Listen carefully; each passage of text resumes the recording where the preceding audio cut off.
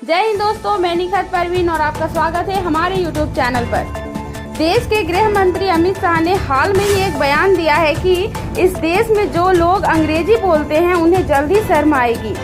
ये बयान दिल्ली में एक किताब के विमोचन कार्यक्रम में दिया गया। बात केवल एक भाषा की नहीं है, बात उस मानसिकता की है जिसमें हर बार किसी एक वर्ग को नीचा दिखाकर दूसरे वर्ग का महिमा मंडल करने की कोशिश की जाती है।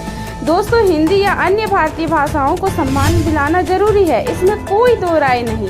लेकिन क्या ये जरूरी है कि अंग्रेजी बोलने वालों को शर्मिंदा किया जाए? क्या ये जरूरी है कि एक भाषा को बढ़ावा देने के लिए दूसरी भाषा को अपमानित किया जाए? भारतीय जनता पार्टी की राजनीति में ये तरीका बार बार दोहराया गया है, चाहे धर्म के आधार पर हो या भाषा के नाम पर। दोस्तों, आज अमित शाह का बयान कहीं न कहीं यह संकेत देता है कि अब अंग्रेजी को भी दुश्मन की तरह पेश किया जाएगा।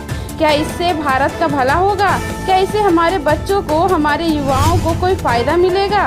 अंग्रेजी जानना आज के दौर की जरूरत है। यह ग्लोबल कम्युनिकेशन की भाषा है, दुनिया से जोड़ने का जरिया है। कॉल सेंटर, बीपीओ, अंतर्राष्ट्रीय व्यापार, सब में इसकी भूमिका अहम है। दोस्तों, हमें याद रखना होगा कि भाषा केवल संवाद का माध्यम नहीं होती, यह अवसरों का दरवाजा भी खोलती है। क्या हम अपने बच्चों से ये दरवाजा बंद करना चाहते हैं? जर्मनी और चीन जैसे देश अंग्रेजी को जरूरी नहीं मानते, लेकिन वहाँ की शिक्षा, टेक्नोलॉजी और अवसरों की उपलब्धता अलग स्तर की है। भारत की जमीनी हकीकत अलग है। और अगर यह बयान विपक्ष पर हमला था कि मोदी जी की अंग्रेजी का मजाक उड़ाया जाता है, तो इसका जवाब क्या पूरे देश को शर्मिंदा करके दिया जाएगा? क्या प्रधानमंत्री के लिए आलोचना का जवाब पूरे समाज को लक्षित करके दिया जाएगा? दोस्तों, डोनाल्ड ट्रंप की भारत को लेकर की गई टिप्पणियां हो या गालवन की घटना, क्या प्रधानमंत्री नरेंद्र मोदी अंग्रेजी की वजह से चुप थे? नहीं। जब वे हिंदी में भी बोलते हैं तब भी कई बार वे सच नहीं बोलते या चुप रहते हैं। ये मामला भाषा का नहीं, नैतिक साहस का है।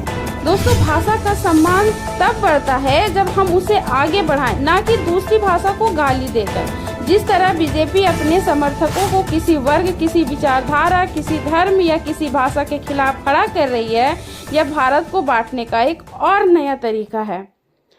हमारे समाज को समझना होगा कि अंग्रेजी विरोध से हमें कुछ नहीं मिलेगा। बच्चों का भविष्य, ज्ञान का विस्तार, अवसरों की उपलब्धता, ये सब भाषा के विस्तार से जुड़ा है। और अंग्रेजी चाहे हम माने या ना माने, आज की वैश्विक दुनिया की सच्चाई है। दोस्तों, अमित शाह का यह बयान खतरनाक है और इसका जवाब जरूरी है। नहीं तो आने वाले समय में कॉन्वेंट स्कूल, पब्लिक स्कूल और यहाँ तक कि अंग्रेजी अखबार